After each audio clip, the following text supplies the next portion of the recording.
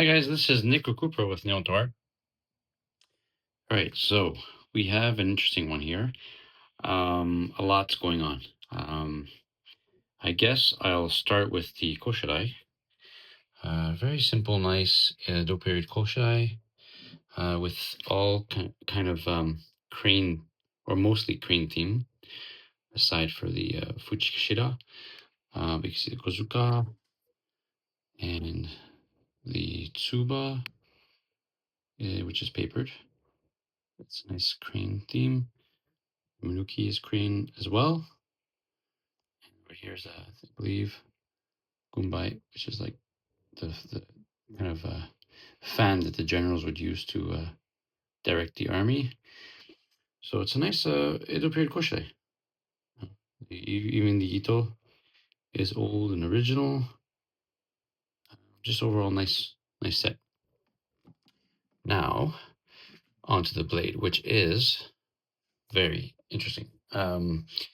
So as you might have seen in my description, this is a test cut blade, and you know, these kind of pieces are getting very, very, very difficult to find. Collectors, there's a lot of test cuts that were done in throughout the Japanese Edo period, but the demand for them is just so high that they're getting really difficult to find, and the collectors are just hoarding them away. So, you know, the ones that get bought, they kind of disappear. And that's what's causing the demand to really skyrocket for these. So you might get a glimpse of that, and if you're judging those, if you can see those peaks over there, this is the famous Kanemoto line. So we'll summarize this. Over here we have the three kanji. So first we'll go backward, rewind just a little bit here. So this is a mixture of gold inlay and shume, so like the red lacquer and gold lacquer on both sides. You know, it doesn't get picked up because of the flash here so much, but it's very visible in person, and they translate it over here.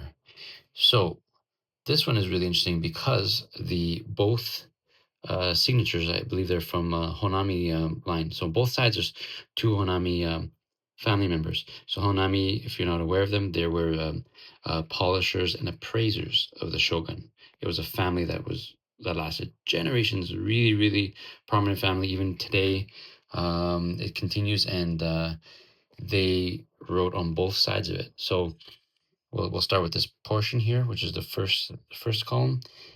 Is Kanemoto Masatomo. So the blade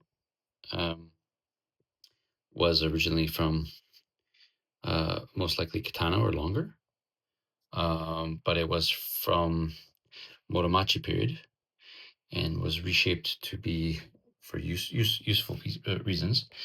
Was reshaped, and then that's when the two Honami members would have done their attribution to it after.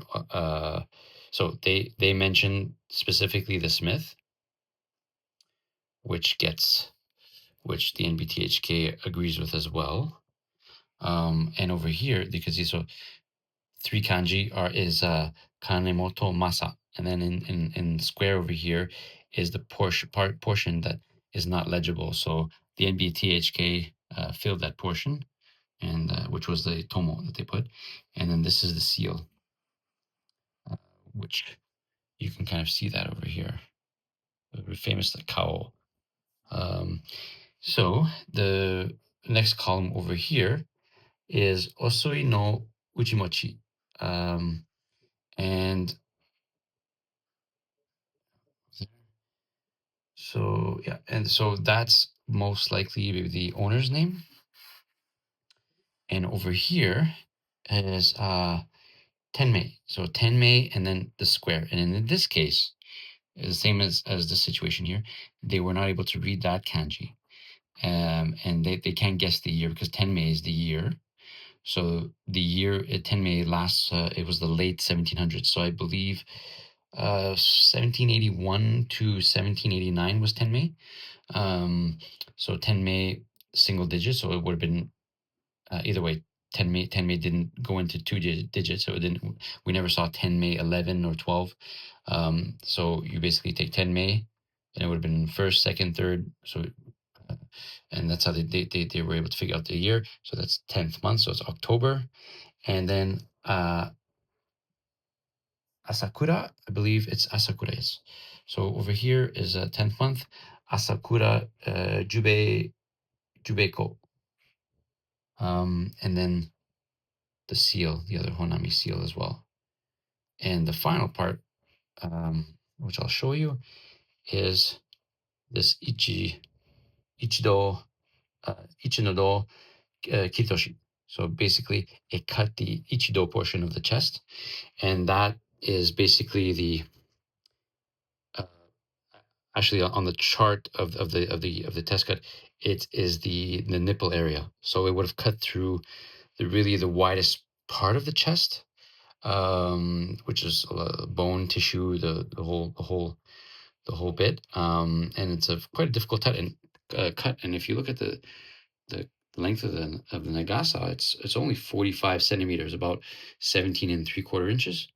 So though the thickness of a chest is maybe from here to the tip of the blade, so it's almost incredible how this basically the one blade would have cut the dough, the chest into two parts. So really incredible.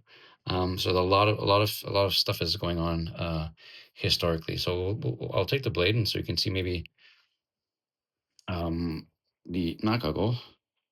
Let's see if this will work out. So you can see over there on this side again under proper lighting. It's a bit harsh, my light, but you can point out the kanji. But this is the side that you see a lot more kanji, and you can see the kao on that side is different than the other. So famous Honami family, and let's take a look at this Hamon. Really wild.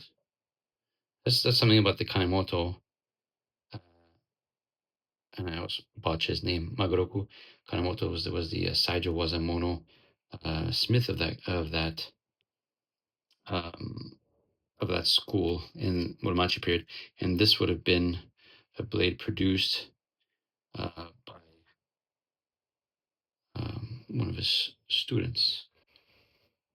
So let's try to get a better angle of the Hamon over here. And it's quite interesting because the Hamon on this side is a little bit less intense. So the peaks are a little bit less. It's like almost as if they did a bit of a yin and yang, a little bit more calm. And this side, yeah, they really went wild with it. Very look how high those peaks are, even to the point where you see some instances of Tobayaki, which is where the Hamon kind of separates from the main line of the temper line. Really, really nice, healthy blade. Nice turn back on the boshi as well. Honestly, it's really, really a good polished blade. Beautiful piece. Both, in like true mounts. Like it was not overly flashy. Koshirae, just a really nice true Edo period Koshirae in a Muromachi period, healthy, healthy blade with some kind of a history to it, and it will be available shortly. Nihontoart.com. I personally think it'll go fast. It's a more affordable test cut blade. Expensive, lesser expensive, whichever ones that come for sale, they're always gone quite quickly.